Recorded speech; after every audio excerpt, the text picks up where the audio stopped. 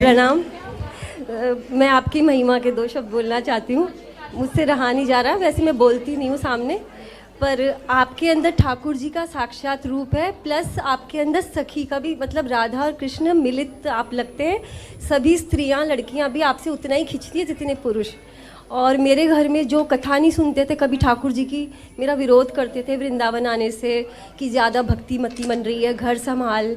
और घर में भक्ति करने से ज़्यादा थोड़ा बिखरता तो है ही, पर वो सब लोग आपके कारण कथा सुन रहे हैं, वृंदावन आना चाहते हैं, और ठाकुर जी ने मुझे 3 महीने से वृंदावन वास दे दिया है। वाह, सुंदर। और मेरे को खुशी ये है कि आप कहते हैं कि माता की सेवा करो, तो मुझे खुशी ये है कि पूरे घर में मेरी माँ आपसे सबसे ज़्यादा प्रभावित है, और वो रोती है आपके लिए, मतलब वो आपके लिए मिलने आना चाहती है। बताओ। तो आप ले आई उनको, तो अच्छा है, उनको ले आइए। जब मिलना, इसी बहाने बिहारी जी के दर्शन कर लेंगी। पर ये आपके कारण हुआ है।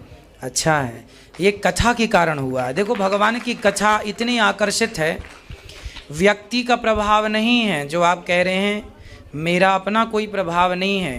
प्रभाव पूरा कथा का है, और कथा के द्वारा, शब्द के द्वारा वो परमात्मा ही आप सबके कानों में प्रवेश करते हैं। प्रविष्टः कर्णरंध्रेण। और महाराज जी, आपके पास वो ही जयपुर रहती हैं, पर वो आपके पास वो ही भेजती हैं कि जा, तू वृंदावन रहती है, जाती क्यों नहीं, अरे तू जा, मतलब वो ही मुझे भेजे जा रही हैं बार बार। और मुझे आपके पास ऐसे लगता है जैसे मैं कृष्ण के पास, मतलब साक्षात बैठी हूँ, और सखी मंडल सारा बैठा है। बिल्कुल, वृंदावन में जितने लोग रहते हैं सब गोपी ही हैं, सब गोपी, पुरुष गोपी। यहाँ तो शंकर जी भी गोपी बन के आए। हाँ। तो वृंदावन में पुरुषों का प्रवेश ही नहीं है। यहाँ तो जो है सब गोपी भाव में, क्योंकि भगवान सबको गोपी के रूप में, नारद जी, चाहे शंकर जी, चाहे इंद्र भी, रास में सब आए थे, सब गोपी बन के आए थे। आप सबको आशीर्वाद दीजिए, सब आपके तो खिंच के वृंदावन आ जाएंगे। बिल्कुल, सब बिहारी जी के चरणों में आ जाएंगे। राधे राधे। गुरु जी के चरणों में कोटि कोटि प्रणाम। खुश रहिए। गुरु जी, 2 प्रश्न पूछने थे। हाँ। कि सब दुखों को दूर करने का उपाय क्या है? सब दुखों को दूर करने का उपाय, यदि हम आपको कहें कि भगवान का नाम है तो ये बिल्कुल सत्य है, पर मैं आपसे ये जरूर कहूँगा कि सब दुखों को दूर करना जरूरी ही नहीं है। आप कहेंगे कि महाराज जी क्या उपाय करें कि रात ना हो। मेरा सवाल है आपसे, क्या उपाय करें कि अब रात हो गई है तो दिन ना हो? है कोई उपाय?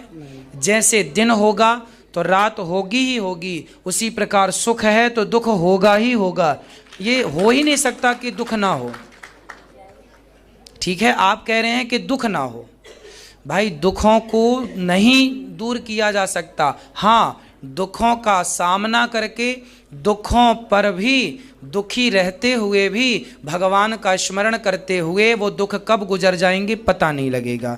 जब भगवान की शरण में रहेंगे तो माता कुंती ने भगवान से दुख ही तो मांगा था, विपदा संतु नः शश्वत, हमें दुख दीजिए, क्योंकि दुख में सुमिरन सब करें, सुख में करें ना कोई। इसलिए विपत्ति बुरी नहीं है, यदि वो विपत्ति भगवान से जोड़ दे तो विपत्ति ही सबसे बड़ा धन है, क्योंकि वो भगवान से जोड़ने वाली है। संपत्ति पाके तो लोग अहंकारी हो जाते हैं। इसलिए ईश्वर का बैलेंस बना है, दिन रात, सुख दुख। ठीक है। दूसरा प्रश्न ये है कि क्या